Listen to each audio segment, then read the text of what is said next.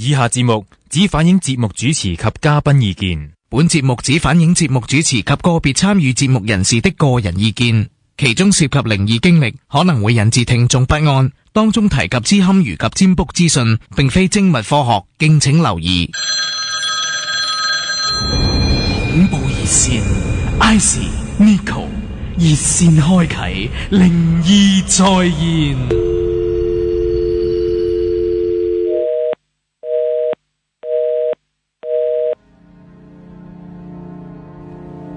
2點12分開始今晚嘅恐怖熱線直播室，有我 Icy， 有我 Nico， 仲有我哋嘅兩位嘉賓，包括就係我哋嘅洪師傅啦，同埋上次上完嚟之後呢，反應好熱烈嘅嚟自境界嘅阿 Jun 嘅兩位好，大家好。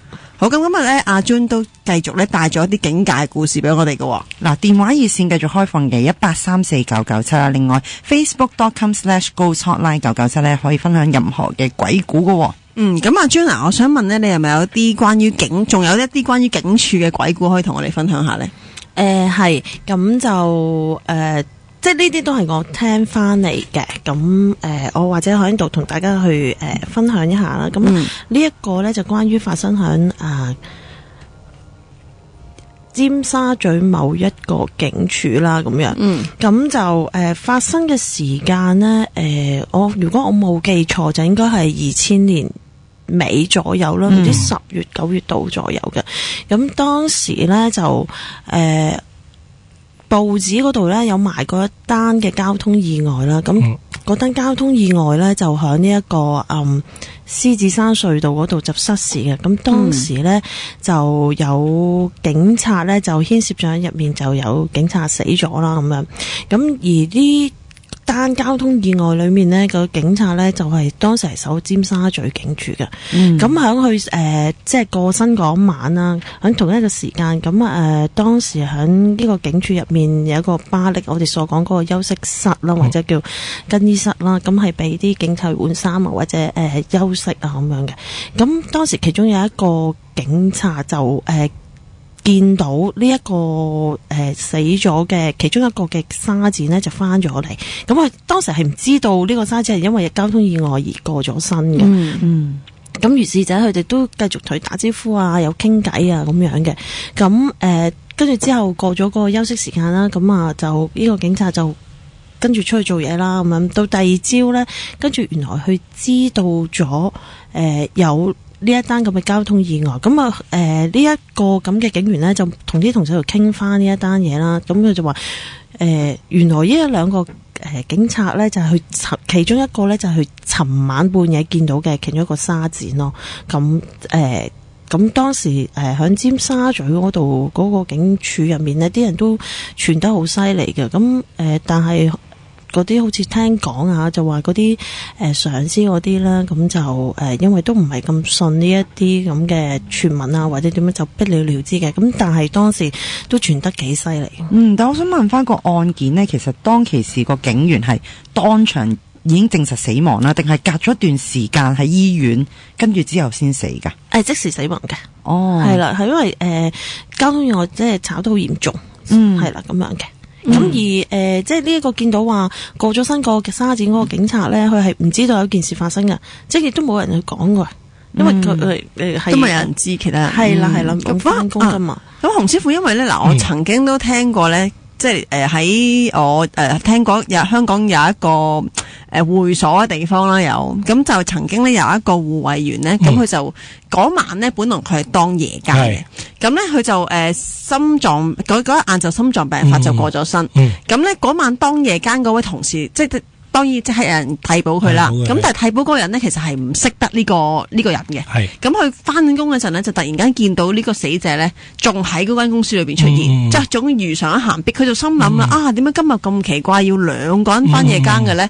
咁然後再問第二日，咁佢行，其實佢都冇擺心嘅，佢閒聊同其他人講起先知，原來嗰個佢見到嗰個人其實本身已經係死咗噶啦。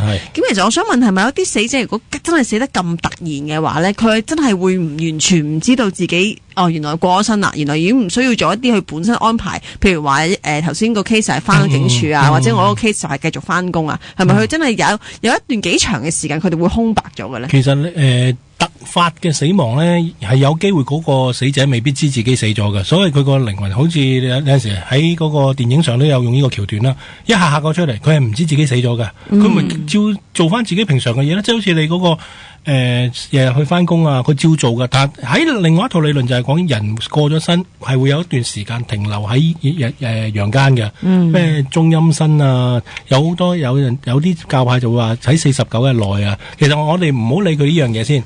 突然嘅死亡，你其實聽來聽去咧，都會好多個古仔又好，事實又好，話嗰個人死咗之後係照翻去自己嘅地方噶嘛。所以啲人見到呢樣嘢之後咧，就通常去做一個儀式去超度佢噶嘛。其實超度嘅意思就係話，嗱，你唔好理佢超度幾多次先，起碼超度意思即係話俾佢聽，你已經死咗，你去行一條應該行嘅路。所以有陣時啲人話突然死亡咩？喺個好短暫嘅死亡裏面，咪見到呢啲白光啊，甚至喺一個好黑暗嘅隧道見到一點光，就係超度嗰個原意咯。即係引領你去行一條路，應該行嘅路，未必一定去做翻人噶，只係去輪迴啊！即係我哋佛教裏面講嘅輪迴。所以每一次嘅超度就係提醒過咗身而未知自己確實死咗嘅人，去行一條應該行嘅地方咯。因為我都有個 case 咧，就係我有個朋友係有陰陽眼嘅，喺條公路，唔係應該話唔係公路，喺外國嘅一啲好比較靜嘅路啦，佢就見到個靈體不停喺同一條街度徘徊，而目無表情嘅。咁佢就行上前，就同佢講話：你死咗噶啦，你離開呢度啦。咁樣好大膽喎！係佢本身就見到呢啲咁樣嘅，咁所以佢就即係純粹想提示佢話：喂，你係即係時候要走噶啦，你唔應該再徘徊喺呢個地方。嗱，我想問翻師傅，咁究竟當係真係佢唔知啊？呢段時間會維持幾耐？係咪直至有一個人同佢講話：你已經過咗身嘅，你要走噶啦咁樣咧？講得好呢個問題。通常咧，而家坊間講法49日內啊嘛，其實唔係㗎，有啲係差唔多我所見嘅 case 就係話，有啲係幾年、幾十年都仲喺度噶。咁當然你話喂唔係，但係佢唔知嘅情況，唔知一定唔知嘅情況。所以同埋有陣時嗱，點解我會咁講咧？有啲係得罪講句啊，遠足，假設你失足跌咗落去，冇人知噶嘛，可能連屍體都揾唔到你咧，咁佢點超度你啊？佢冇可能喺你個沿途去係咁裝香同你係咁去做超度，冇可能噶嘛。咁你咪永遠係停留住喺一個空間咯。所以有陣時回應翻之前有一啲靈異嘅傳說，就話咩見到唔同朝代嘅人啊嘛。如果你話49日，咁你點解你會見到清朝嘅人呢？有啲係見到民初噶嘛，咪好興話咩見到隻小鳳仙鞋嘅。咁點計嗰度都唔止49日係嘛？所以你一定要去做咗個超度嘅儀式，先至可以去。即係去先至可以提醒佢，其實你已經往生咗噶啦，不如你去你應該去嘅地方啦。咁但係嗰個靈體有機會拒絕噶嘛？有，一定有。即係佢可以唔去，可以唔去你想去嘅地方噶嘛？所以我曾經講過啦，其實超度咧，真正嘅概念咧，未必一次得噶，可能要做好多次。其實最好嘅就好似頭先阿 Ice 講啦，有個人行埋去，基本超度儀式就同佢話俾佢聽，去一條路。講得再直接啲，佢有個人行埋嚟同你講，你死咗噶啦，你上路啦，唔好再喺度啦，呢度個地方同埋呢個世界係唔再屬於你噶啦。所以其實都幾古怪啊！咁但係我知阿 June 仲有另外一個關於警署嘅靈異傳聞噶。係啊，咁其實係想回應翻呢。上一次我好想嚟做嘉賓啦，咁講翻話先，阿 Ice 講嗰個就話人頭骨嗰個案件嗰度嘅，咁嗰個發生嗰個地方就喺上水嗰個警署嗰度嘅，咁大致上嗰個嗰個 case 嗰個情況咧，就係話就有一 pair 嘅情侶啦，咁樣當時咁佢哋咧就喺網嗰度咧就話有一啲人頭骨嘅即上網會必咁俾人哋必一邊人頭骨嘅咁樣，咁當時有一個網友啦，咁就有興趣，咁就諗住同佢交易嘅。咁由於呢一對情侶嗰個佢哋就根本冇呢一件事噶嘛，冇人頭骨噶嘛，咁可能佢哋即係手上佢哋真係冇呢件事，諗住有呢個，真係有人要啦，跟住佢就先走去做呢件事，真係偷喎。呢個投資啊，呢個係一個好保險嘅投資啊，吓咁可能有機會佢哋都係另一個另一個佢哋嘅用途就係可能呃錢呢樣唔知啦咁樣，咁有機會嘅咁樣，咁如是者咁佢哋諗嘅辦法咁點算咧？咁即係有人要啊嘛，咁樣咁佢哋就諗辦法睇點樣可以揾到啲人頭骨又可以過到關嘅咁樣。咁跟住佢就呢一 pair 情侶咧就聯同咗另外佢有一個朋友啦，咁就諗咗個方法咧，就話去一啲山嗰度咧，咁啲山好多時以前即係啲人係唔會話真係有個墳頭喺葬，通常都係可能係擺喺一啲金塔啊咁樣，就咁樣。咁佢哋就去咗粉嶺嗰度某一個山頭嗰度啦，咁就揾咗啲金塔，咁佢哋就即如是者就揾咗幾個咁 OK， 咁佢哋就攞咗翻屋企。咁但係因為呢 pair 情侶就比較驚啊，咁而佢嗰個朋友就建議就話，咁不如即係我幫你 keep 住啦，擺喺我屋企嗰度先啦咁樣。咁但係咧就唔知係咪因為咁嘅情況啦咁樣。咁呢一個後生仔咧，咁就將啲骨咧攞咗翻屋企嘅時候咧，咁就晚晚都有發噩夢，即係好似有人揾佢啊，即覺得好唔安樂咁樣，咁於是乎佢就走去上水警署度自首，而揭發咗呢一件事嘅。咁而警方亦都之後亦都拉咗呢一對情侶咁樣咯，就係咁樣嘅。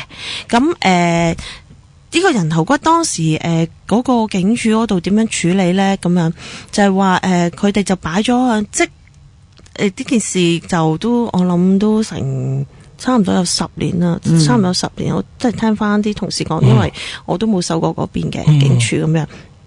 咁就話當時咧攞咗個人頭骨翻嚟嘅時候咧，就佢哋咧就冇做，即係將呢啲人頭骨咧做啲咩儀式啊，或者一啲法事咁嘅嘢去，可能去淨化或者去灑淨咁嗰類啦咁樣。咁就咁樣將啲人頭骨就擺咗喺一個證物室某一個地方咁樣咯。咁如是者咁就開始咧就有一啲靈異嘅事件發生咗啦。咁喺上水呢度，咁就話咧話說就話嗰個上水警署嗰度嗰個canteen啦，咁啊話就有一個金魚缸。即係有啲魚喺度咁，就養咗金魚嘅咁樣。咁就話有一日咧，就夜晚啦，咁有一啲同事咁就休息啦，咁啊就上咗去 canteen 嗰度就可能買咗一啲宵夜，就喺嗰度食啦咁啊。咁突然之間咧有一個女警啊，咁就同佢嗰個上級講，就話可唔可以即係行開一陣，有啲嘢想同佢講咁樣。咁其中一個男警就覺得好奇怪，即係你有咩想講咁喺度講咪得咯咁啊。咁女警話我想行開一邊同你講咁啊。咁跟住呢個上級咧就同咗呢個女警就行開咗啦。咁大約講咗我如果冇記錯，好似10零分鐘啦咁啊。跟住就得翻呢一個上級咧就翻上去呢個 canteen。咁其實呢個女警係同呢個上級講咗啲咩？就係話佢聽到喺個魚缸嗰度咧，就聽到成日有個女人喺度好似哼歌咁嘅聲音。咁其實唔係淨係佢一個聽到咯，又發生話即有嗰個人頭骨翻差館之後咧，陸陸續續好多人都聽到。咁其實嗰個 canteen 嗰度夜晚係冇任何嘅收音機啊，亦都唔會有人喺嗰度播音樂咁樣。咁其實唔係話淨係呢個女警聽到，喺差館裏面有好多同事都聽到咯。好似除咗呢一個之外，係仲有人見過一個着小鳳仙裝嘅女士，係向上咁樣樓梯咁樣向上行嘅。係啊，就其實唔係淨一個女士嘅，就好似話係一對唔知母女定母子嘅。好似係咗個小朋友。咁就話喺個樓梯嗰度徘徊。咁啲即係當時啲警察就唔知道，就可能以為會唔會係啲上級或者阿 Sir 嗰啲咧？咁啲老婆過嚟。即係探班咁樣啦，或者點樣，咁就不了了之嘅。咁其後就因為唔係淨係一個同事見到，好多同事都見到啊，咁就發現有咁嘅情況，咁原來先知道其實可能佢哋會見到一啲靈體嘅嘢。咦，我想問翻阿 June，其實如果單憑一個嘅人頭骨，可唔可以睇到？唔係，即係可唔可以法醫嗰邊 check 到佢係一個男定係女啊？其實佢哋可以嘅，同埋可以 check 到，即係根據翻個人頭骨嗰啲 DNA 啊，或者點樣，佢哋係可以 check 到究竟呢個人頭骨大約係屬於男性定女性啦，或者係啲咩國籍啦，大約幾多歲啦，都可以 check 到嘅。咁最尾有冇話睇翻個報告話其實都係原來女士嚟嘅喎，咁樣。所以同個傳聞有啲吻合咁樣噶。呢樣我又冇聽到，因為都即係而家都少咗同啲同事即係舊同事聯絡。咁呢啲就係嗰時我當差嗰時，咁即係大家坐埋有時都會傾下呢一啲啊。咁你知做呢一行都會講下一啲奇怪嘅嘢啊咁樣咯。你哋又特別大膽啊，應該係咯，有黃氣蓋頂噶嘛。係咧，咁同埋咧，我知阿 June 仲有一個經歷咧，就係關於你自己嘅上司係嘛？嗰個舊上司，因為有一次同佢出去食飯，咁佢講翻開，咁講翻俾我聽嘅，咁就應該發生係1-2年前啦。1-2年前我聽佢講就話1-2年前啦咁樣。咁當時咧，有一個督察級嘅同事啦，咁啊就係因病咧，咁就離世咗咁樣。咁佢呢一個督察級最後去駐守嗰個地方就喺九龍東某一個警署嘅，係啦。咁而我同呢一個上級食飯咧，佢都係駐守喺呢個九龍東嗰個警署嗰度。咁就話有一日啦，咁夜晚就係翻通宵更咁樣。咁我就坐喺度做嘢，咁佢就發覺好似唔係咁對路啊，咁我就離開咗嗰個寫字樓嘅。咁之後應該唔講，其實佢之前呢，就佢自己本身有一個宗教，佢係信密宗嘅，佢信密宗，佢信開密宗。咁佢個寫字樓佢本身自己呢，就有一個爐啊，同埋擺咗一張密宗嘅唐卡，係唐卡咁樣嘅。咁有一晚佢就翻工啦咁樣，咁佢就離開寫字樓翻到去嘅時候咧，佢就見到有一個人就坐咗響佢個位嗰度，咁係背住佢嘅。咁而嗰個人係望住個窗，係背住佢坐喺度，咁冇喐到。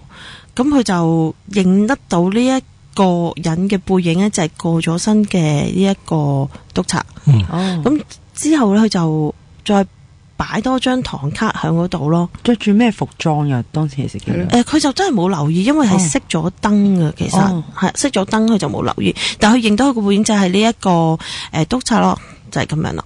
我想問阿師傅咩叫唐卡呢？其實唐卡咧就係喺密宗裏邊咧，好似用人手畫嘅，通常係啲喇嘛畫，根據俾一啲靈波車開光啊，甚至俾法王去開光加持嘅，係通常好似我哋咁咧，中國人咪好興有啲畫怪畫咗鐘馗啊，畫咗觀音啊，畫咗西方三聖啊，咁佢哋就會畫翻佢哋自己宗教嘅，例如佛啊、佛祖啊，甚至一啲護法神啊，佢哋好似係一幅嗰啲神像畫咁咯，係用手畫嘅，好靚嘅，同埋佢好得意噶，喺前邊係會有一幅布咁冚住噶，平時唔俾人睇噶，係你供奉嗰時佢先自己捲翻上去嘅咋。但係點樣供奉啊？即係有冇咩係邊方面嘅作用咁樣噶？佢通常咧係俾翻佢自己嘅直屬上司教佢邊一段經文，同埋你同邊個神結咗緣，咁你就供奉翻嗰個神像啦。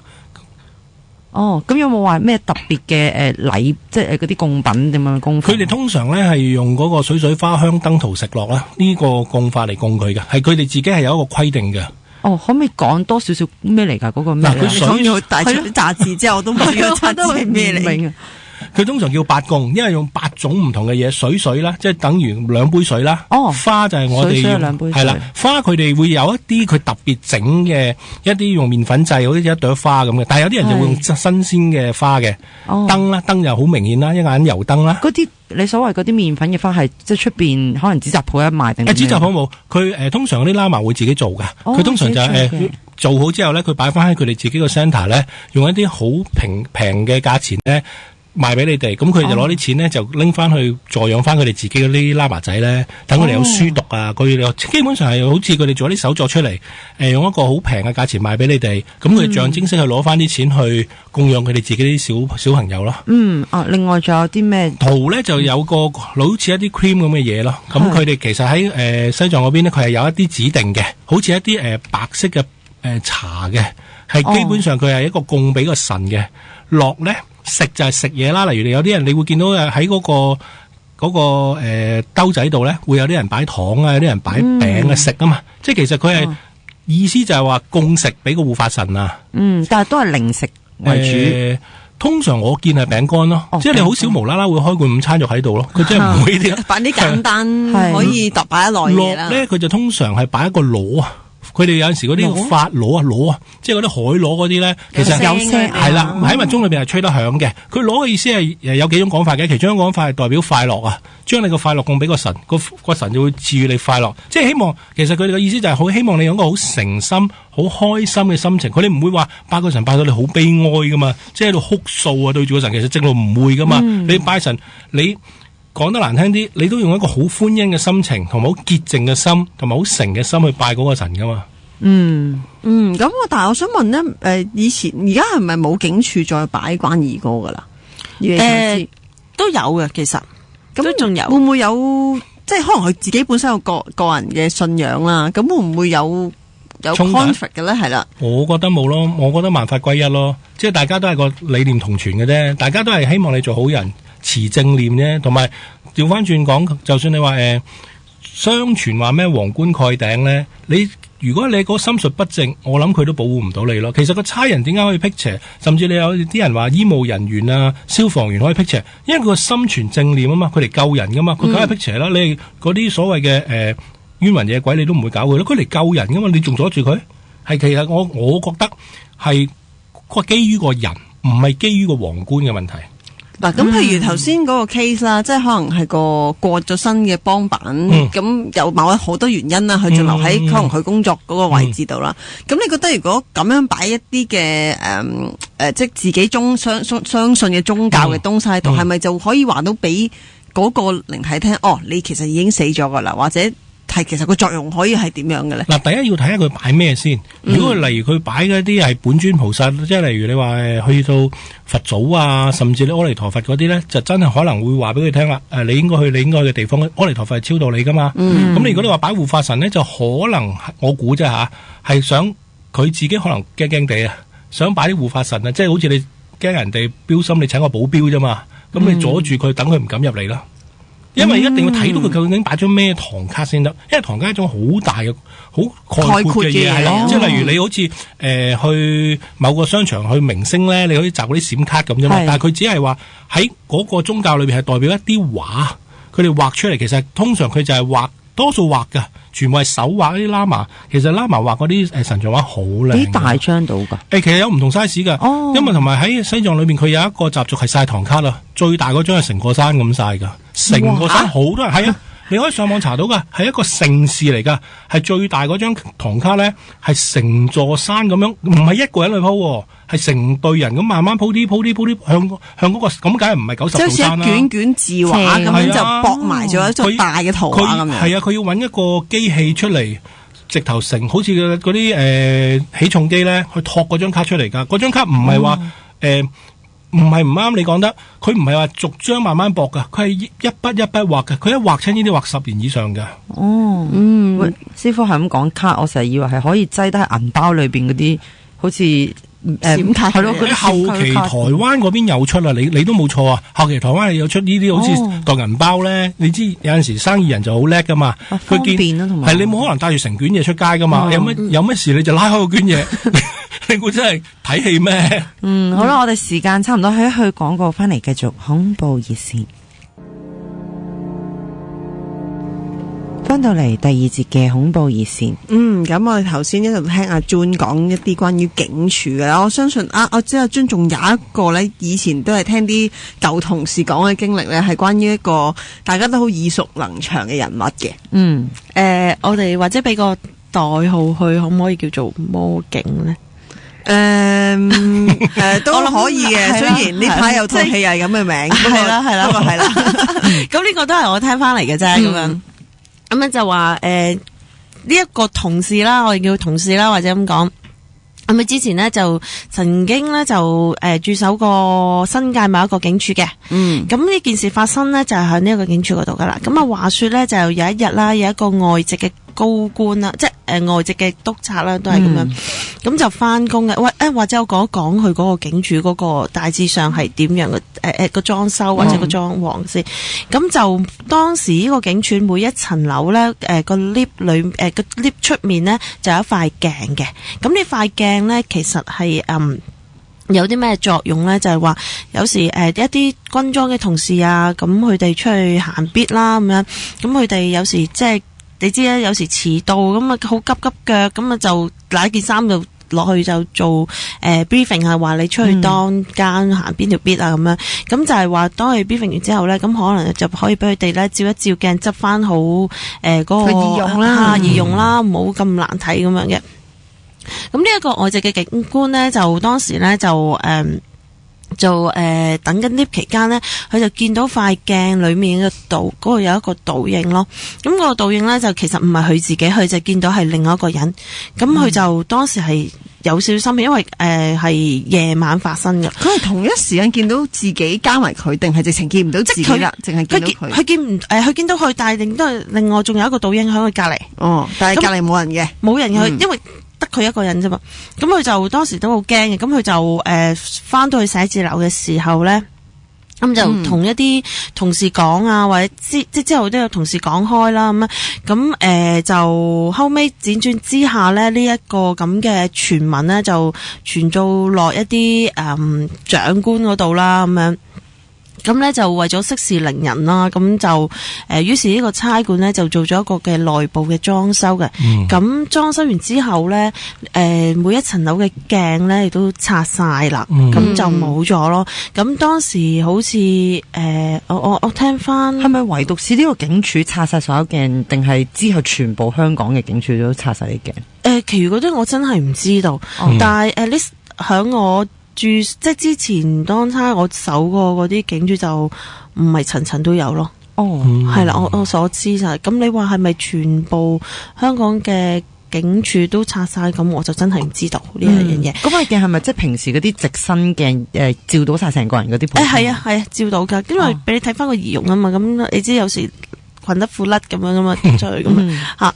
咁跟住呢件事就即係輾轉去到嗰個差館嗰啲上級嗰度啦，咁為咗息事寧人呢，咁佢哋就即係我先好講咗啦，就重新裝修過啦。咁呢一件事呢，曾經有記者呢亦都問過噶，咁後尾就好似話透過警察公共關係科嗰邊呢，就回應翻就話其實呢，只不過因為個差館即係比較舊啦，咁啊就所以就裝修嘅啫，就唔係話即係傳聞所講咁樣話見到咁有一個類似鬼影嘅東西咁樣咯，就咁樣就解釋咗呢件事啦，就咁樣。咁警署就好似都幾多靈異嘅故事啊，咁但係呢，原來呢個嘅裁判處咧都會有㗎。我想問一個問題先啦。咁嗱，其實好多鏡都話藏靈體啦。我想問翻洪師傅，如果真係你見到一塊鏡裏邊係真可能有啲古怪嘢啦，我哋係應該攞走佢啊，揾塊布封咗佢啊，定係做法事咧？直頭應該有咩方法咧可以避咗啲嘢？如果你真係假設啊，通常網上又好，周圍都就係話一定喺酒店塊鏡度見到一啲唔應該見到嘅嘢噶嘛。咁你話拎塊布封住佢，如果你有呢個膽量，仲可以拎塊布行到埋去咧，都不妨咁做嘅，係嘛？你話會唔會搬走塊鏡咧？你點拆塊鏡咧？呢樣係唔成立嘅。如果我係你咧，我一定會離開現場。但係如果你話好似去到嗰啲橋段咩，突然間門有鎖反鎖啊，我會掟埋塊鏡咯。咁我想問下，咁究竟其實係塊鏡嘅問題啊，定係真係嗰度地方嘅問題而會藏靈體咧？地方問題啫。咁如果一間鏡鋪咪成間鋪頭都係鬼，邊個可能？我覺得唔會咯。同埋可能我哋由細至大咧，太多嗰啲傳媒又好，甚至你話嗰啲電影又好咧，太多啲鬼一定喺塊鏡度行出嚟嘅。喺埲牆行出嚟唔得，或者電腦芒即係我覺得過分咗咯。師傅有一個問題，因為其實嗰時好細個咧，我聽翻我媽咪講過咧，就話屋企咧就唔好可以裝咁多鏡㗎，因為其實係唔係咁好嘅。咪心理上會驚啫，即係有陣時嗰陣時咪傳說話塊鏡對住床尾唔好嘅。嗱，我撇開風水學先，唔好講風水學先。咁有陣時我哋喺心理學上咧，你突然間瞓到懵懵鬆鬆咧，你一坐起身。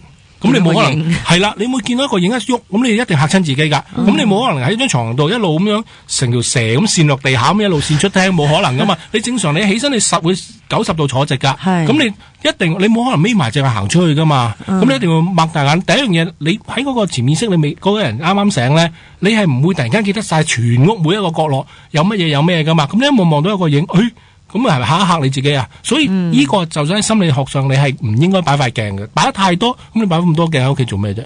係嘛？你同埋成日會覺得好多個影啊，你自己製造咗一啲壓力俾自己啊，咁你咪即係講得難聽，你咪對號入座，自己嚇親自己。我覺得係基於心理學嘅解釋係多過嗰個玄學嘅解釋咯。但係玄學嘅解釋係啲乜嘢？就話有陣時好似好笑嘅，有一個解釋就係話，如果塊鏡向住嗰個廚房咧，嗰個女主人就會易病嘅。咁當然啦，佢個鏡向唔同嘅方向，都會有唔同嘅解釋嘅。咦，例如床咧，因為其實我屋企有張有張床係對住塊鏡嘅，而我媽咪就將嗰塊鏡真係揾布封住咗佢，用嘅時候先揭翻開嘅。呢個通常外國人好興噶咯，因為佢點解會咁做咧？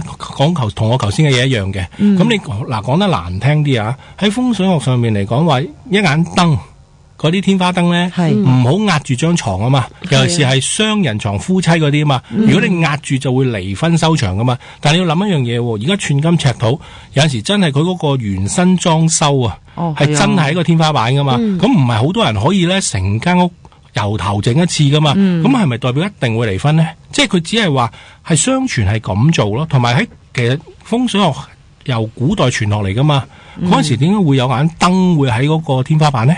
呢個亦都係另一個問題咯。所以我覺得好多都係疑心生暗鬼啊，所以令到自己去做呢啲咁嘅動作。同埋咧，我都曾經聽過一個關於鏡嘅咧，就係唔好對住，因為我以前溫哥華屋企咧，我塊鏡就擠咗喺我入房嘅右手邊，而我房嘅左手邊一入咧，我就擠咗張 poster 喺度嘅。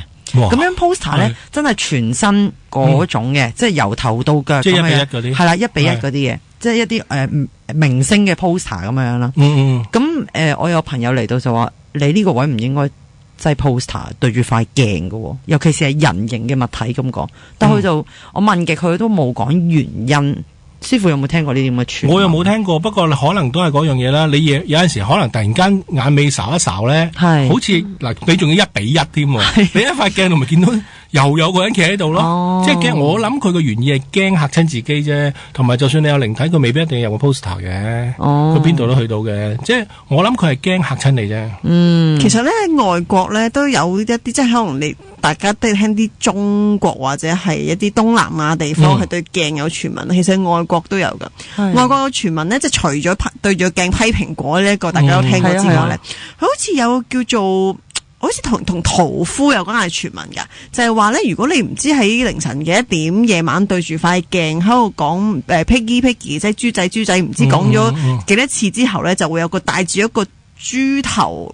即係豬嗰個頭笠住個頭嘅屠夫出嚟殺咗你，即係有啲係恐怖嘅故事啦。即係睇翻嚟嗰啲 Bloody Mary 嗰啲。係啦，即係總之，所以我覺得我諗鏡咧絕大部分都係心理因素影響。係，我都覺得係。因為我即係冇可能即係冇理由又冇人同你講個杯會有個靈體嘅。即係個杯張凳又冇靈體嘅，點解一定係塊鏡呢？一定係一個心理投射嘅原因，所以令到咁容易而生暗鬼。我都覺得係，同埋鏡係人造嘅啫，咁你冇可能人做咗出嚟又有鬼㗎，邊有咁多嘢啊？我真係覺得有陣時，即係可能過分嚇得自己太驚啦。同埋我覺得鏡係令到大家有空間感㗎，係即係你望入塊鏡裏邊，好似有第二間房喺塊鏡裏邊嗰種感覺係我諗最驚咯。我真係不斷咁望到，或者你兩塊鏡對住咧，不斷咁望到入邊㗎嘛，即係同埋好多自己咁樣見到自己㗎嘛，咁都幾恐怖嘅。係啊，好咁啊！頭先講有個裁判院嘅靈異故事。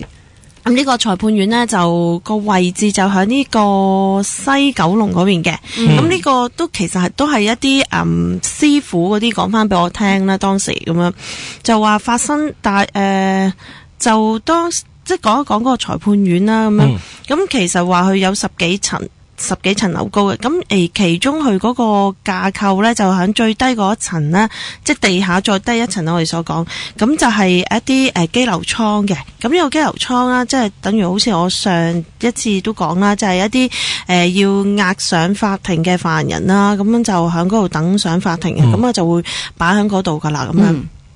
咁就話說就係有一晚啦，咁樣有一日，咁就有一個時沙啦，即係點樣講咧？沙展再上一級嘅一個階級嘅警務人員啦，咁樣。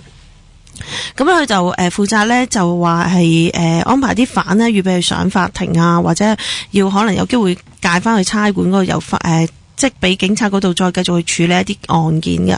咁當日咧就話喺個倉嗰度咧，咁佢個名單上面咧就話有16個人咧就要戒走嘅，咁。佢嘅責任就要將呢16個人攞出嚟，跟住點嗰個人數啦，點嗰個名睇係咪呢一個啦，睇齊唔齊啦咁樣。咁當佢入面有一啲法庭嘅同事咧，咁就帶咗呢16個犯人出嚟嘅時候啦，咁咁佢就根據嗰個名單啦，咁樣就喺度數嘅，咁其中有個沙展，咁數嚟數去咧都係16個，但係咧佢哋所見嘅咧就係17個人嚟嘅，咁佢就好奇怪啦，咁就如是者以為自己係眼花咁樣再數，但係點數都係16個人，即點數都係17個人，但係名單咧就係16個人嘅，咁呢個時沙咧就終於就自己親自嚟數，因為覺得個沙展會唔會真係眼花啦？你眼花咁我到我數啦咁樣，咁佢就做咩方法咧？就係我每叫一個人嘅名，你就同我企開另外一邊，咁就一定唔會錯啦，亦都一定會齊噶啦，咁樣數法係最好嘅。咁佢就一路就係咁數，咁當佢數到第16個，即係咗張名單最後嘅一個時候咧，竟然仲有一個就企咗喺度嘅。咁呢一個人咧就耷低頭噶，咁亦都冇望到呢一班警察或者嗰16個嘅疑犯啦，咁唔見到佢個樣嘅耷低頭嘅情況係，跟住就講緊啦，跟住就講啦，係啦，好緊張，咁係啦，咁就呢一個時沙就好不其然咁，即係好自然咁就行埋去啦，就問佢你叫咩名啊？點解個名單上冇你個名啊？咁啊，但係呢個人呢，呢一個第17個呢個人呢，就二話不說，亦都冇同佢講過任何嘢，就慢慢呢，就抬起個頭。咁係啦，只係見到佢咧個樣係比較陰森，同埋對住佢係比較係唔係咁友善啊。咁當佢呢個其實係當時呢第17個人去抬頭嘅時候咧，呢一個時沙後面嗰班咁嘅警察啦，再加埋嗰16個疑犯咧，當堂係嚇咗一跳啊！點解咧？就係佢哋咁多個人同一時間見到呢一個犯，即係呢個疑犯咧，係慢慢咁樣消失咗。哇，係啦，係咁多個人同一時間睇到呢樣嘢，而當時咧，呢一單嘢咧，喺呢一個裁判處裏面咧，係傳得好犀利嘅。幾耐之前到嘅事啊？呢個裁判處就響。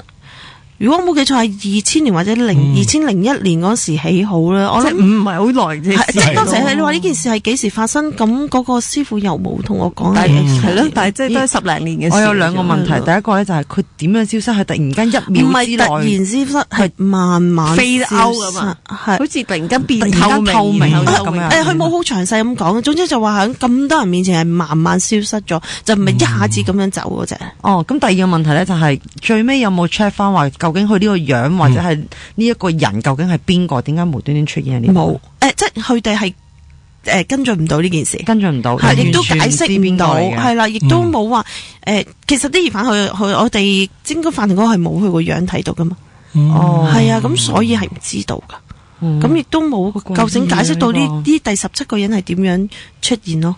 咁其實即係好多時都係話一啲羈留室嗰啲啦，因為佢呢。通常係擺喺一個法庭咧，係最低嗰層嘅，咁係冇乜人行過嘅，咁變咗可能會聚集咗一啲陰氣啦，係啦，因為少人行嘅，其實每一日可能係開庭之前行啊，或者嗰啲法庭審晒所有案件之後咁樣走，咁之後就冇人行噶啦，就唔似話平時佢哋有啲辦公室人來人往啊咁樣咯。洪師傅，我想問啊，有冇啲靈體會唔會係？其實佢自己都可能唔知自己做緊咩，係咯，都諗到你突然間第16個人都走埋，我企喺度做咩咧？係啦，咁我走啦，咁係咯。理論上係有嘅，會唔會嘅咧？其實我咪成日講嘅，以為自己係點緊名其中一個咁嘛。有陣時我咪係成日講話靈體都係未死之前係人嚟噶嘛。人有啲講得意啲就係佢可能自己都懵下懵下，咁佢可能有啲人就可能會比較注視啦。佢行過走埋嚟睇下你咩嘢啫嘛。係。咁但係我講過噶，你個腦電波搭啱，你咪見到佢咯。咁後尾佢咪話佢慢慢少少好似飛歐嘅，咁你嗰個頻率啊，已經開始慢慢弱啊，即係好似我哋收音機扭細聲啲啫嘛，咁一路咪開始消失咯。其實係解釋到嘅。咦，咁想問多句啦，就係點解會咁多人個頻率同一個時間 tune 到呢一個頻道而見到佢咧？呢個機會係咪好少咧？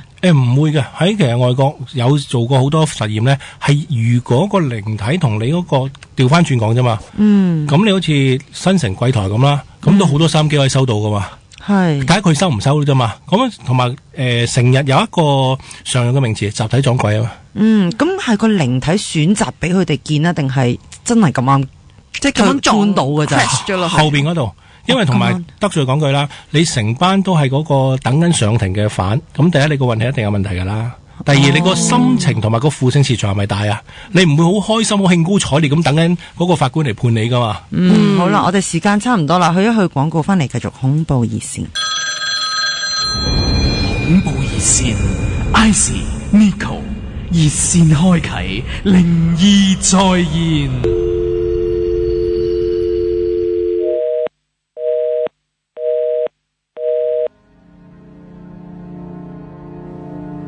開始第2個鐘頭嘅恐怖熱線啦，直播室繼續有我 Icy， 有阿 Nico， 仲有2位嘉賓洪師傅同埋阿 June 喺度嘅。電話熱線呢繼續開放嘅1834997啦，另外 Facebook.com/GhostHotline 997去分享你哋嘅鬼故嘅。咁頭先阿 June 一路講咗好多一啲關於佢以前聽啲師兄講嘅警署啦，或者係一啲嘅唔同嘅啲嘅裁判院啦。咁我知原來喺警察宿舍咧，嗱我因為我細個以前咧學校喺一個警察宿舍隔離，咁我亦都有朋友係住喺警察宿舍。咁我成日覺得咧，警察宿舍係全世界最安全嘅地方嚟嘅，因為你打劫都冇理由去警察宿舍㗎我諗。咁但係點知原來覺得都會有靈異事件發生㗎喎，係嘛？究竟發生咩事咧？其實係嘅，咁警察宿舍其實都安全嘅，咁樣，咁就呢一個靈異事件呢，咁其實就發生響九龍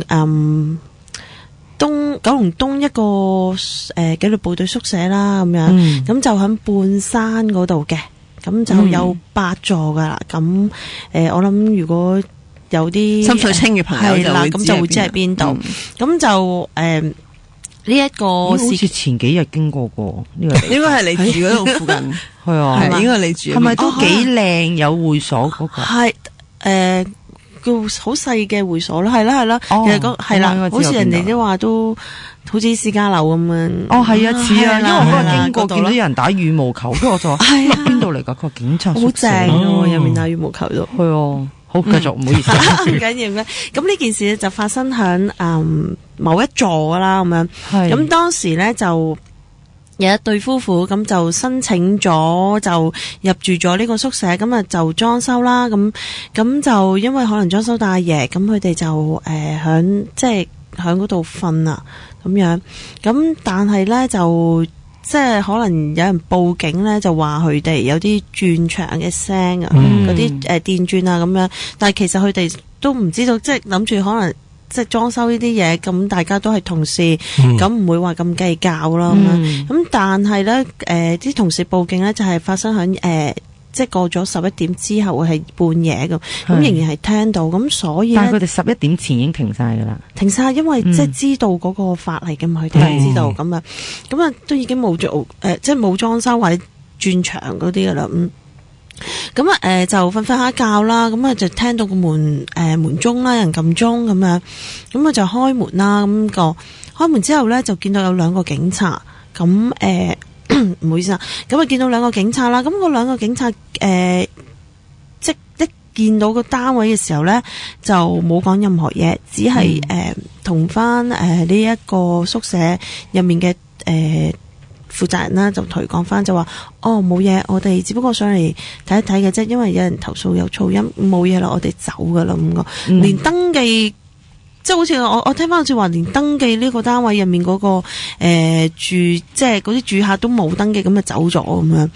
咁後尾聽翻呢2個同事翻到去差館講翻，其實點解會走咧？原來佢哋當呢一個戶主一開門嘅時候咧，佢哋見到佢嘅身後面咧有一個大約係7尺高嘅男性。企咗喺後面，好兇惡咁樣望住佢哋，即係好似叫佢哋冇咁多事，你快要走咁樣。咁所以佢哋其實驚咁就走咗，即係咁樣咯。咁呢個係其中一個。但係會唔會係真人有個？你知我哋台嘅同事阿 Eric 都好高噶啦，即係只不過 Eric 再高啲嘅男仔企喺後邊，會唔會係一個真人嚟嘅？佢有冇形容過會唔會係半透明啊，或者可能七孔流血啊？即係可能我估啦，咁所以令到佢哋覺得呢個係一個靈體而唔係一個真人咧。佢又冇講得好清楚啊，只係講話係即係好惡咁望住佢，就好似賴住佢咁樣咯。同埋佢覺得一個即點講啊？有7尺咁高，佢哋可能真係冇見過咁高嘅人啦，我唔知啊。咁佢哋翻到去真係驚，咁啊同翻啲同事講翻出嚟咯。咁呢件事亦都響嗰個宿舍裏面呢，有傳開去嘅，即係應該就唔係一個真人咯。係啦，就係咁。跟住係咪同一個屋，即係警察宿舍都發生過其他？其實嗰個警察嗰個紀律部隊宿舍，因為唔係淨係得警察住嘅，有海關啊、消防咁或者我講另一個啦，咁就發生響都係一個九龍東嘅宿舍咧，就響觀塘區嗰邊嘅。咁樣咁就當時呢個咧就係我個同事當時同我講翻嘅咁樣，咁就話說咧就佢就搬就申請都係申請宿舍入到去住啦，咁啊兩公婆冇小朋友嘅，咁佢太太咧就大肚咁樣。咁你知有時啲孕婦咧就大肚咧，咁佢即係通常會去廁所比較頻密啲嘅。咁亦都因為咁，佢太太咧就夜晚好多時都會半夜起身啊，要去廁所啊咁樣。咁有一日啦，咁佢就晚起身去廁所，當佢開到廁所門嘅時候咧，咁佢就喺個廁所嗰個鏡裏面咧就反映到咧，因為其實應該講一講啦，佢嗰個宿舍個結構咧就係兩房咁樣，咁條走廊咧就係有兩間房啦，即係門口啦，同埋另外一邊咧就係廁所嘅。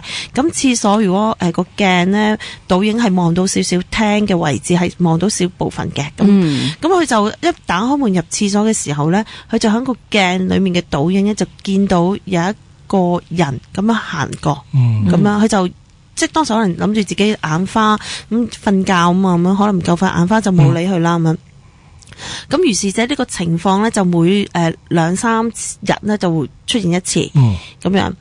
咁佢就就冇同佢先生講嘅，咁佢先生亦都唔知呢件事，咁啊，咁到有一日啦，佢真係點解會同翻佢先生講，就係話有一晚佢就去廁所，去完廁所出嚟之後咧，咁佢就眼尾一睄，就見到個廳嗰度咧就有一個女性。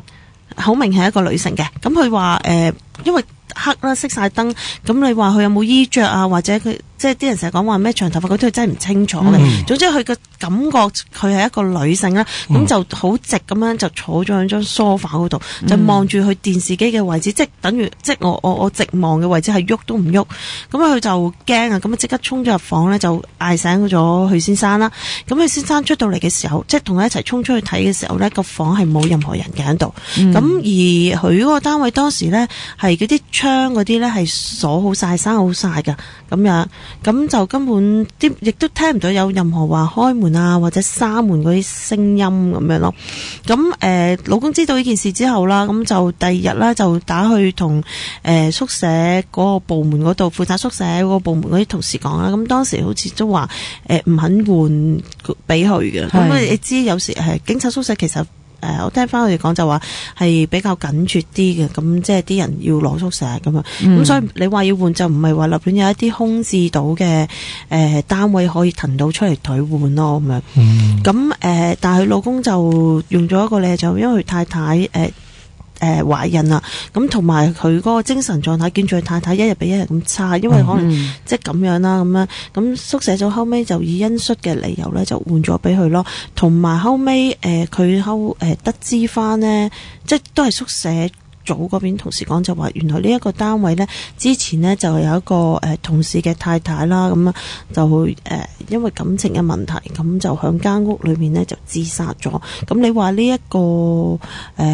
女嘅呢個女士係咪就係呢一個死去嘅同事嘅太太呢？咁就真係唔知啦。但係有冇講翻其實當其時佢出事或者自殺嘅地方會唔會係就係喺個廳嗰度坐喺度咁樣？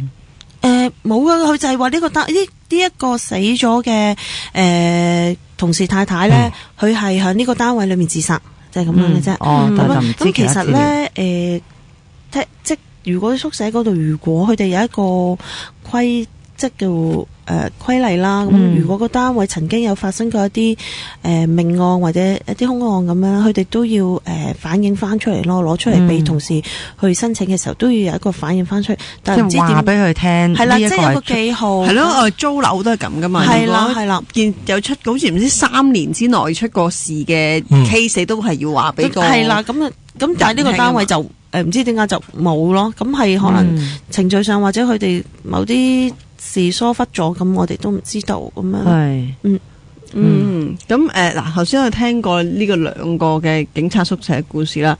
咁其實咧，通常大家聽得最多嘅靈異故事，關於警界就係一啲關於案件嘅故事啦。咁我知我哋今日其實都準備咗一啲可以同大家分享下，有呢啲網上搜集到一啲嘅大家傳聞咗落，咁我哋即管咧聽下係咩故事，同埋咧睇下阿 June 咧喺以前喺警隊嘅時候咧，又曾經有冇聽過呢啲嘅故仔嘅？嗱，咁啊網上面咧06年呢，就係喺旺角有一間壽司店火燭，一死就4傷。咁咧當其時咧就喺死者身上就揾到一張身份證啦。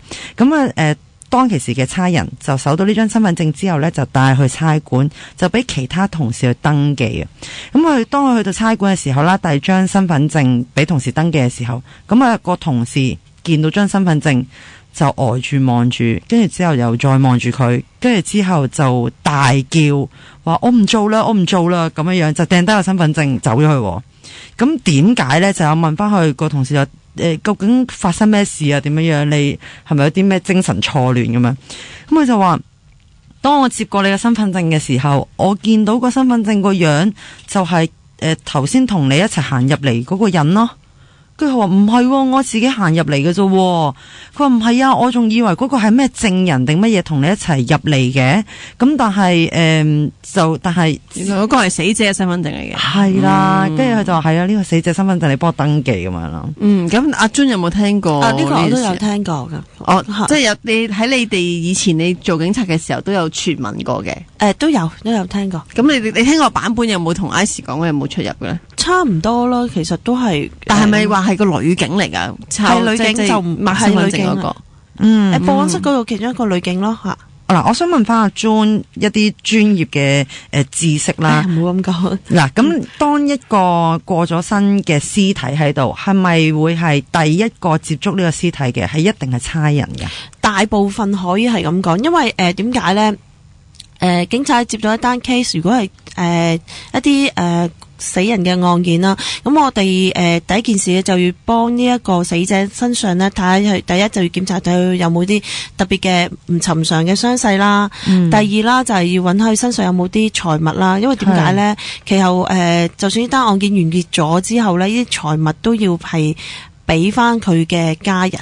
哦，咁即係可能會有啲涉案嘅證物啊，或者咁啊，所以係啦，佢自己本身嗰個自己本身嘅財物啊都要咯。係啦，明白。嗱，點解咁問呢？因為咧好多人都話咧，當你去接觸個屍體，即係死者啦嘅時候，靈魂有陣時咧就離開咗呢個，當其時就離開咗個軀殼啦，就好似真係一個初生嘅嬰兒咁咧，係無所依靠嘅。咁所以咧，當警察去 approach 即係接觸到佢嘅時候咧，佢就係成為咗第一個去掂去接觸佢嘅人，佢就會跟住呢個警察去，即係可能咧喺度諗緊，究竟我發生咩事？佢未必好似頭先我哋講嘅情況，係過身真係好突然嘅，唔知道。佢可能會想知道發生咩事，而跟住第一個接觸佢嘅人，而想了解更多噶嘛？係咪咁樣嘅情況咧？其實何師傅大致上係啱嘅，同埋有陣時咧，佢可能佢見唔到自己死咗啊，所以佢又會好好奇點解有人會喺度搞 check 我嗰個 body 啊，所以佢咪行埋去睇下咯。因為佢係未能夠喺現實生活度接受咗自己已經死亡啊，就係咁啦。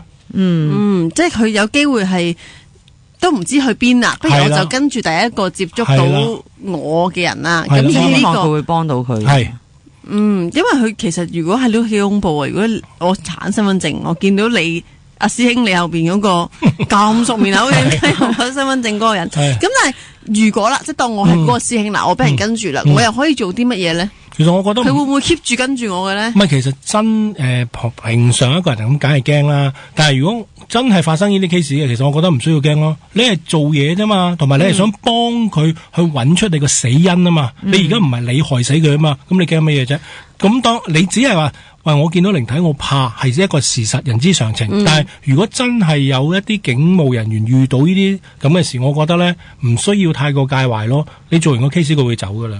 咁嗱呢度咧，我亦都有一個咧，因為頭先大家講起鏡啦，咁我都有一個咧，我相信可能有啲嘅聽眾咧都有機會聽過，咁我想今次機會咧問下，睇下阿 June 以前翻工嘅時候亦都有冇聽過？咁話說咧，曾經喺香港某一個大型嘅公園啦，咁就發生好不幸咧，發生咗一宗姦殺案喺個男廁入邊嘅。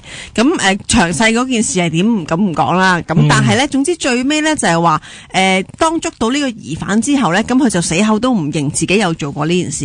咁到警察咁當然會帶佢翻去重組案情啦。咁就逼佢喺個事發嘅男廁裏邊去攞啲證供嘅時候咧，突然間咧呢個嘅呢一個嘅鏡裏邊咧，就即係嗰個男廁裏邊嘅鏡咧，就好似播錄影帶咁，將嗰個姦殺嘅過程啊，個個疑犯點樣將個女事主拖入去男廁啊，點樣去強暴佢嗰個案情咧，好似錄影帶咁播咗一次出嚟。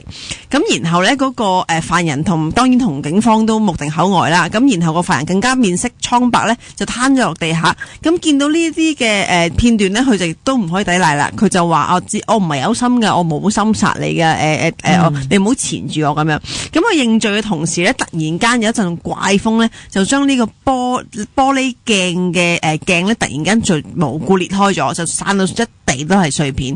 咁咧自此之後咧，咁當然啦，塊鏡爛咗，咁工作人員梗係想換塊鏡啦。但次次換呢塊鏡都會裂嘅。最後咧，工作人員就只可以喺呢個嘅位置咧放一塊玻璃鏡，而用一塊不鏽鋼嘅鏡。咁但係啲據聞啦，呢一個嘅公司已經封閉裝修緊㗎啦，咁所以大家可能就無從求證啦。咁但係我想問阿 June，你以前即係工作嘅時候有冇聽過呢個 case 咧？我都有聽過，都係一啲師傅講翻出嚟嘅咁樣咯。咁大致上個情況幾耐之前啊？我真係唔知幾年之前。佢又冇實質咁講喎，因為通常即係點講？佢哋講即係嗰啲師傅咧講翻俾佢聽一啲傳聞咧，好少話講即係正式係幾多年啊咁樣。可能佢哋都可能係聽翻嚟咁樣咯，就係咁樣。即係一代教一代。係啦，就係咁樣。咁你話當中成個傳聞嗰個真確性啊，又或者嗰個前因後果係咪真係咁咧？我哋都唔知咯。係啦。咦，我有個同區嘅個案啦，又係受害者又係女士嚟嘅。咁當其時咧就有兩姊妹喺後巷度俾人打劫啊。咁就個姐姐反抗之下咧，就俾打劫個人殺咗。咁當佢個妹妹咧就去到差館嘅時候，就警察就問佢：你認唔認得個犯人啊？咁佢就做咗好多張拼圖出嚟嘅，咁就有10幾張到啦。咁佢就但係毫不思考地就攞咗其中一張。咁警察就問佢：點解你咁確定係一定係佢咧？佢話：當你問我話係邊個時候，我真係唔知，我都唔知點解我會揀咗呢一張。但係頭先嗰個唔係我嚟嘅，嗰個係我姐姐嚟嘅。即係個意思就係姐姐上咗我身，話俾你聽呢一個就係兇手啦。咁嗰個係咪真係兇手咧？最後係啊，繩之於法咗嘅。有，亦都會有承認到個案件嘅。阿 June 有冇聽過呢個 case？呢個係聽過，但係就唔係話好似阿 S 講得咁詳細。即係大概都係可能有個靈體咁樣，就指證咗個證人咁嘅啫。可能當時呢單案我唔知幾年前啦，咁啲師傅都即係聽啲咁樣再翻嚟，就可能已經係減咗，即係好多手嘅資料啦。係啦，我想問阿洪師傅，咁有冇話如果係真係親兄弟姊妹，如果真係要所以呢講句咧，要上身嘅話，係咪都仲係容易啲嘅咧？咁未必㗎，其實定係你會覺得會唔會其實佢心理投射，即係可能佢個腦筋話俾自己聽，其實我唔認得嘅，但係其實佢可能腦袋裏邊嘅深處，其實我認得呢個犯人嘅，但係自己指咗出嚟就其實唔知自己做緊啲咩咧。你講個係有可能啦，但係好多冤情咧，咁真係個靈體現身啊，甚至你話當場好多人同一時間係見到個靈體出現，亦都有㗎。逢親一啲好莫大嘅冤情咧，嗰個靈體係可能我哋喺我哋個法科裏邊講就係個怨念強啊，個怨氣重啊，所以佢係隨時會出嚟向你哋申訴嗰個冤情。呢個咁嘅 case 咧就成日都有嘅。即係話頭先我第一個講鏡嗰個都有機會。有機會發生嘅，會有機會。當然，我覺得喺個鏡裏邊好似錄影帶咁播出嚟，就可能好 dramatic 啦。其實嗰個我都覺得有啲奇怪咯。即係你話如果係咁樣咧，就真係好誇張咯。嗱，咁我哋今日時間差唔多啦，我哋下一節咧就請嚟 AD2 組合嘅 Amy 上嚟咧，講佢自己嘅親身經歷。咁但係我哋今晚咧都好多謝洪師傅同埋 June 咧上嚟分享咁多關於佢以前警戒嘅故事嘅，唔該晒兩位，我哋好，拜拜，拜拜。本節目只反映節目主持及個別參與節目人士的個人意見，其中涉及靈異經歷，可能會引致聽眾不安。當中提及之堪輿及占卜資訊，並非精密科學，敬請留意。IC Nico 恐怖熱線。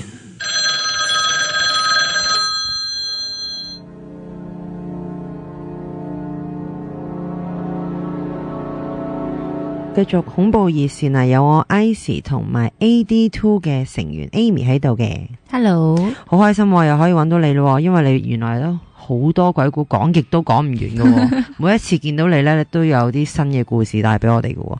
咁好啦，今次呢，其實又關於係咪上幾次啦，就關於一啲嘅屋邨啊，今次呢，就係村屋係嘛？係啊。咁就試完幾年前有個男朋友啦，咁佢就住村屋嘅。咁交代下先，佢其實係農曆7月出世嘅。係。咁開頭有陣時我都會去屋企瞓噶嘛。咁開頭咧夜晚咧，我永遠唔知點解咧好驚嘅。佢一去廁所我就企喺門口等佢啦，或者佢要出去買嘢，我死都跟住佢出去。係間屋嘅問題令到你有咁嘅感覺啊，定係點啊？係間屋嘅磁場令到我有個壓迫感嘅。總之佢一唔喺度咧，我就好驚噶啦。正朝頭早其實都冇光入到去嘅，係因為佢係地下嘅，村屋嘅地下。朝頭早都要開燈嘅。咁就其實夜晚瞓覺嗰陣時候咧，佢一去 toilet 咧，我就已經聽到啲耳鳴聲，係嗡嗡聲喺度噶啦。同埋我感覺到係一個女性嘅朋友嚟嘅。係啦，咁我已經係不停咁樣同佢講話，喂，你間屋應該有污糟嘢，不如搬走啦咁樣。咁佢就話唔信，佢唔信呢啲嘢嘅。但係佢講到明，佢對面嗰間村屋對面嗰個位呢，即係就咁係一門之隔，即係一開門 hello， 對面就會同你講 hello， 中間有條路行過嗰啲咁近嘅。咁就話我同佢一齊差唔多4-5個月啦，已經轉咗3手。即係差唔多1個月就搬噶咯，走噶啦，家人係啊，同埋嗰條村屋後尾知道原來都出名猛鬼嘅，但係佢唔信啦。咁唔知係咪佢嘅八字問題定點樣呢？有一次佢就同我去東門玩，就租間酒店就幫我慶祝生日嘅。點知去到呢，就入咗間尾房，我嗰時已經同佢講不如轉房啦，佢就話成個酒店已經冇房，得翻呢間，咁焗住啦。咁就到差唔多10點幾嘅時候，等唔到12點吹蠟燭，我就入咗房瞓覺啦。諗住到12點佢睇波，咁12點嗌醒我就 Happy Birthday to you 咁樣啦。咁跟住我瞓緊嘅時候呢，突然間耳鳴，嗡咁樣啦，跟住呢，就有把好細嘅聲，女仔聲嚟嘅，唔知點解仲要係講廣東話嘅。衰人，咁跟住我就心諗，即係不停地咁樣嗌。開頭個頻率係衰人，咁我就心諗，你唔好搞我啦，我瞓覺啫，因為我太多呢啲經歷啦。係，跟住就衰人，由遠由個天花板對面角，就喺我張床度慢慢行飄過嚟咯，把聲係衰人，一把聲越嚟越大聲，越嚟越近咁樣。係啦，但係把聲係衰人，慢慢由個門口天花板嘅咁遠，慢慢去到我耳邊，衰人，都唔緊要，得一把聲啫嘛。你唔好搞我啦，我們的天父。咁開始念經啦，我又，然之後咧，我一念經咋，佢就突然間1把變2把，2把變4把，4把變6把，6把變8把，衰人，跟住咧四方八面咁樣嚟咯。喺我唔知左定右，是但一隻耳仔度，越嚟越嗰啲幾何式上，衰人咁樣。跟住我念天主經都唔得啦，南無呢頭髮南無都唔得，我驚到咧，我要尖叫嗌唔到，第一下，第二下嗌唔到，第三下啊救命啊！我男朋友一衝入嚟，即係當時我啦，一衝入嚟，即刻消失咗把聲，跟住我即刻攬住佢，我好驚，跟住之後咧，直出到去咧，我直情跑翻入房，跟住立晒自己啲衫，立晒啲嘢出到廳，我哋走咯。跟住佢話夜媽媽走乜嘢啊？吹埋蠟燭先。我話我唔入翻房瞓噶，如是者就吹埋蠟燭，等天光就走咯。開頭係，但係之後仲有冇聽到嗰把聲？冇啦，成晚都冇啦，喺個廳度係冇，同埋當其時嘅酒店係即係有廳有房嗰啲嘅。係咁你哋就喺廳度就到第二朝啦，瞓梳化。係啊，有大床唔瞓梳化。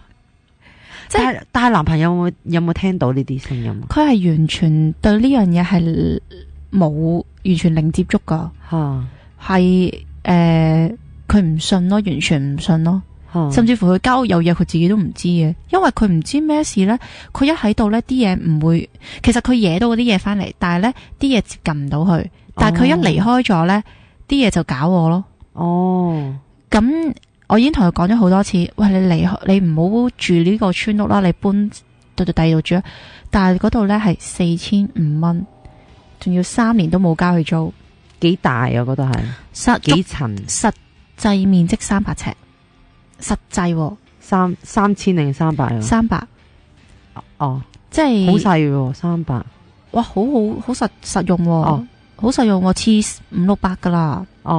即係好好擺嗰啲嘢。又有得燒嘢食，咁佢覺得好開心啊嘛。但係咧，有一日我終於頂唔順，要同佢分手，就係農曆7月12。我當時唔知嘅，佢就嗰一日要同佢慶祝生日，就喺屋企同佢煮飯仔啦咁樣。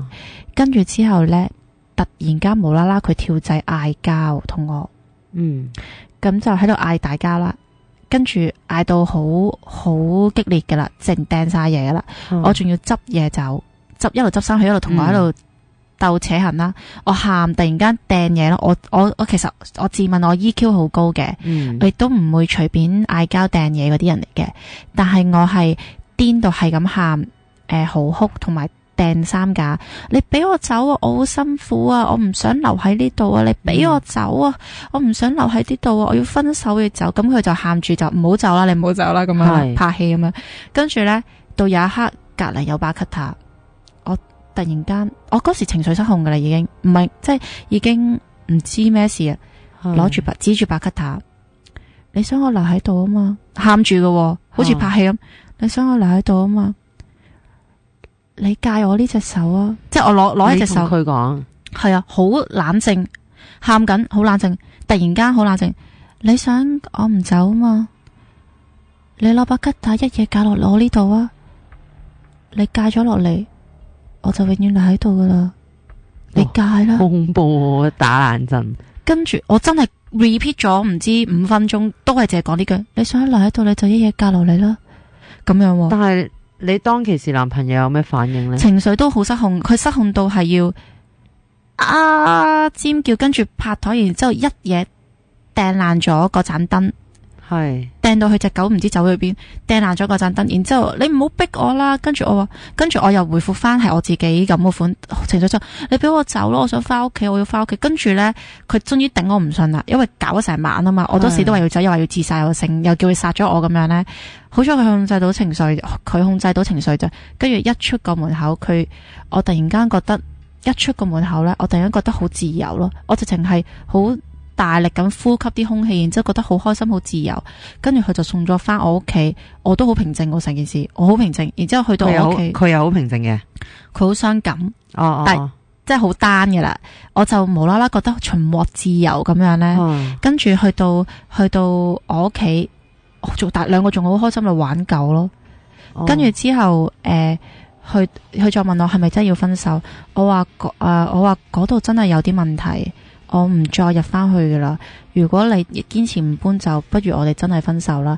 後尾我 check 翻，原來嗰日係農曆7月12定13嚟嘅。哦，嗱，我曾經咧就聽過某個師傅講，我都唔係幾記得邊個，就話咧如果係農曆7月14出世嘅人咧，係會有陰氣保護，應該咁講。因為有分陽氣陰氣噶嘛，因為7月14係帶陰嘅呢個日子，咁就會有陰氣保護，即係靈界嘅朋友仔咧會特別關照佢㗎。原來係咁樣嘅。係啊，因為嗱，我咪前其實都冇同 Amy 講過呢件事嘅。係啊，咁啊，我唔知係真定假啦，就之前有師傅咁同我講過，咁我覺得哇，如果再聯想翻你個男朋友呢件事情呢，又真係好似係，佢好似一直係好似即係企喺佢嗰邊，而係唔會去傷害佢，而係傷害你哋或者騷擾佢身邊嘅人。係啊，佢啲女朋友呢，佢對上一次女朋友，我問點樣分手呢？又係有一晚喺屋企嗌大交，焗住分手。係啊，同埋每次呢，我嗰2次出現問題都係。即係我覺得，總之硬係覺得佢身邊有啲女性嘅朋友喺附近，而唔歡迎我咯。即係唔係你講緊唔係第三者啦，唔係人嘅第三者啦，而係一啲靈界嘅朋友喺度騷擾緊。係啊，咁除咗呢啲一啲之外，有冇話真係好影響到你正常生活噶？即係一離開咗佢就冇事啊，定係點樣樣噶？其實就。一離開咗嗰間，佢最大問題係佢住緊嗰個村屋，嗰間屋嘅啫。總之尤其是嗰下好深體驗，就係一離開，一踏出呢個門口就覺得好自由。一喺佢個屋企呢，我覺得好渾渾噩噩噶，我乜都唔想做，渾渾噩噩咁樣瞓喺度攬住隻狗睇電視，又唔想出街，又唔想食嘢，乜都唔想做嘅。但唔知乜一離開咗就好活躍嘅個人，同埋我係。我自問我嘅情緒呢係都幾好嘅，控制得，同埋我係唔會立亂掟嘢，亦都唔會傻到叫人去戒我隻手，係咯，係啦，話殺咗我就留喺度，完全冇可能咯，完全唔 make sense 呢件事係。我想知道嗱，村屋其實唔係幾層咁樣嘅咩？村屋佢嗰啲村屋呢就2層嘅。就好似嗰啲咩元朗圍村人咁嘅款嘅，即係比較細啲咁樣嘅2層咁樣嘅屋嚟嘅，係啦，冇咁豪華嘅，舊式啲嘅。但係上面係有其他人住嘅，上面有其他人住，上邊就係嗰個業主咯。咁其實你有冇即係幫男朋友話諗住去搵啲師傅睇下，定係點樣樣呢？我有叫佢搬走，有叫佢去拜神，但係佢完全拒絕咯。因為佢係極度唔相信呢一樣嘢嘅人嚟嘅。咁係啊，咁但係到最後我真係頂唔順啦，我要分手啦。有冇問過即係個業主究竟係有冇啲奇怪嘅事情呢？冇啊，唔敢問啊，唔敢問啊，寧願離開啦，都唔敢問啊。係啊。好啦，我呢啲都幾有趣，我真係第一次證實咗，原來一個農曆7月14嘅人，原來真係可能會有啲咁嘅嘢，唔知係咪呢？會影響到身邊嘅人呢？咁啊，除咗呢一個之外啦，咁近期係咪拍過一套電影係咪關於鬼噶？關唔關於啊？其實就唔關於嘅，只不過呢，我當時呢，就去咗即係喺網上面 check 啦，就話拜狐仙對娛樂圈係好嘅，因為我啱啱入行，咁跟住我就去咗太子區某一個都幾出名嘅師傅嗰度就拜狐仙，就做係人哋介紹就仲買咗個狐仙牌添。咁咧我一開頭買咗個狐仙牌，同埋喺嗰度燒嗰啲願望符咧，我想拍戲嗰幾日就無啦啦有個 agent 就帶咗我上國內 casting， 仲要夜晚 cast， 第二日已經係新聞發佈會，就宣布我係其中一個女配角，即係得三個女角，一個主角，一個第二配角，第三配角咁樣嘅，我就第三嗰個。咁我覺得好犀利啦，咁樣。跟住之後咧，於是自己拍都好順暢嘅。到有一場戲係主戲嚟嘅，係我呢個角色嘅主戲，講我要死，係其實個劇情咧就係講我話要。好唔開心，滴兩滴眼淚，然之後服毒自殺死亡。咁咧，我就好驚，我唔識做嗰場戲，我覺得要喊，好驚啦。跟住我就求狐仙拍，我話狐仙姐姐，我好驚啊，我唔識做呢場戲，你可唔可以幫我？如果你幫我就好啦。我就喺個心裏邊係許咗呢樣嘢。點知第二朝化妝，第二女配角就同我講。因為第二個女配角其實都養咗好多嘢嘅，又狐仙啦，又嗰啲叫乜嘢咧？古曼童啊，係咪啊？咁就話突然間佢好飄咁同我講，哇，你個樣好似狐仙姐姐啊！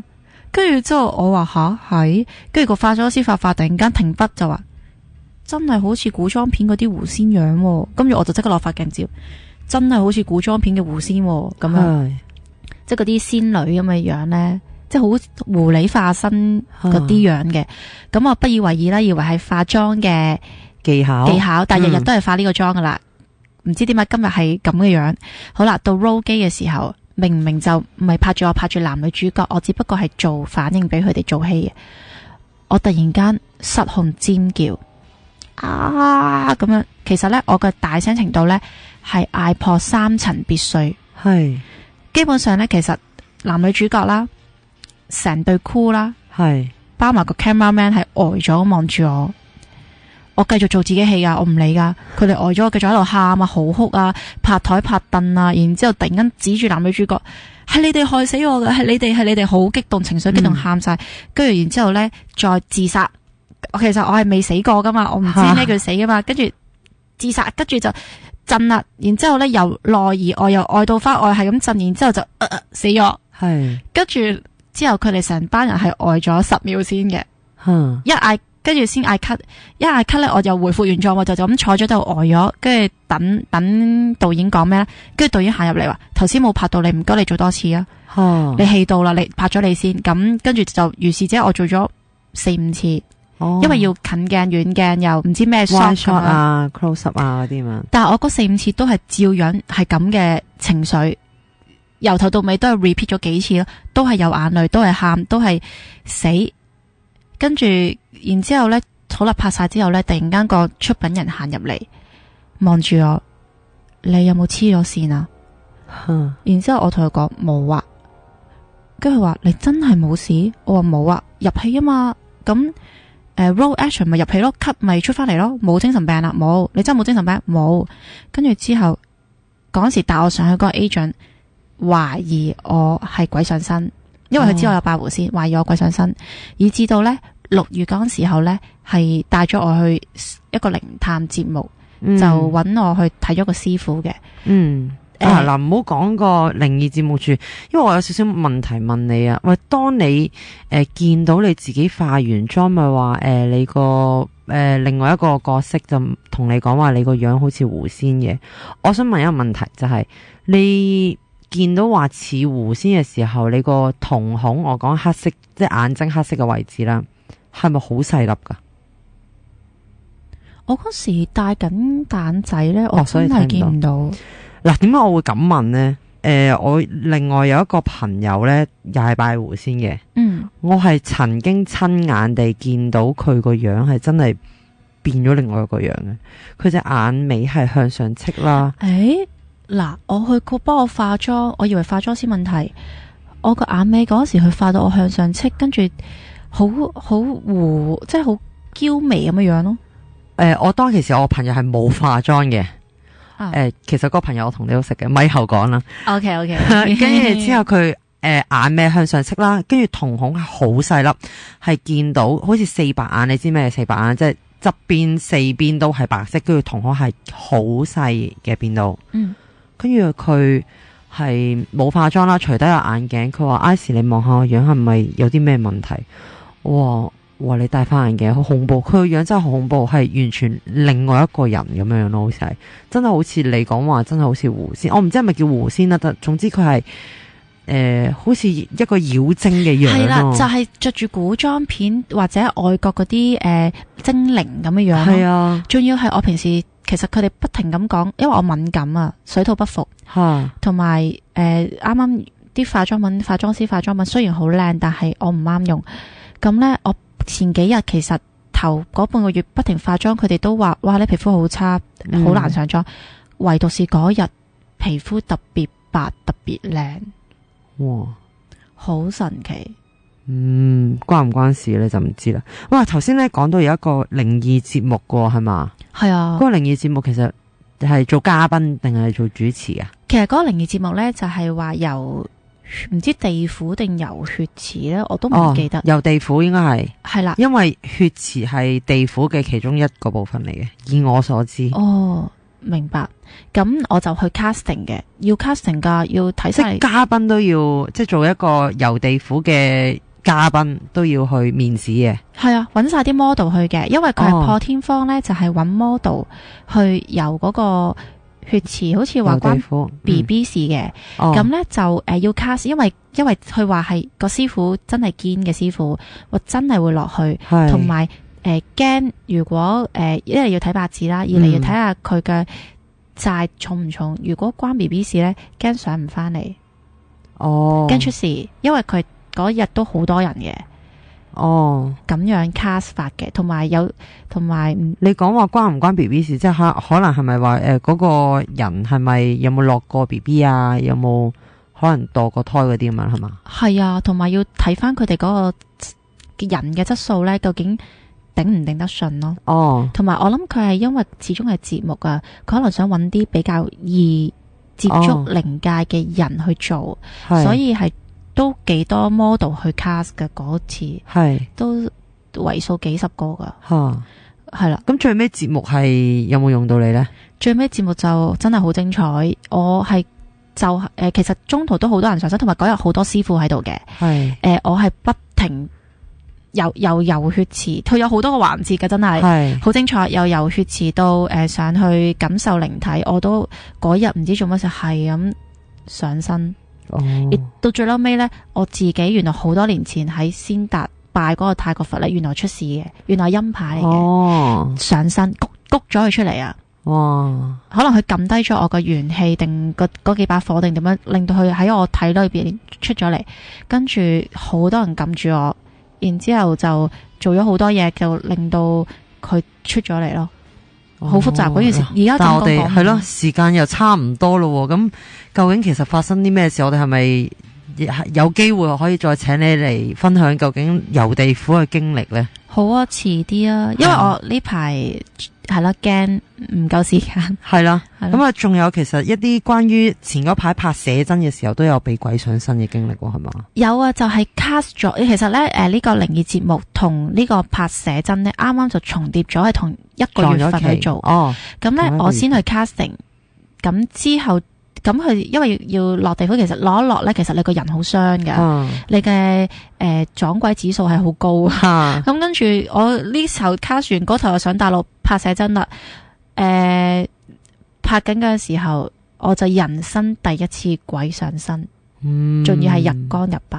哇！想知道究竟咩鬼上身經歷咁犀利呢？不如我哋下一次再請 Amy 上嚟同我哋分享更多嘅靈異經歷啦。好嘅，今次多謝 Amy 上嚟啊！唔該晒。好啦，咁我哋下次見啦，拜拜。拜拜。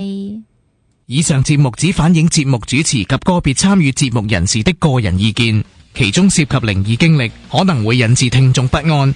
當中提及之堪輿及占卜資訊，並非精密科學，敬請留意。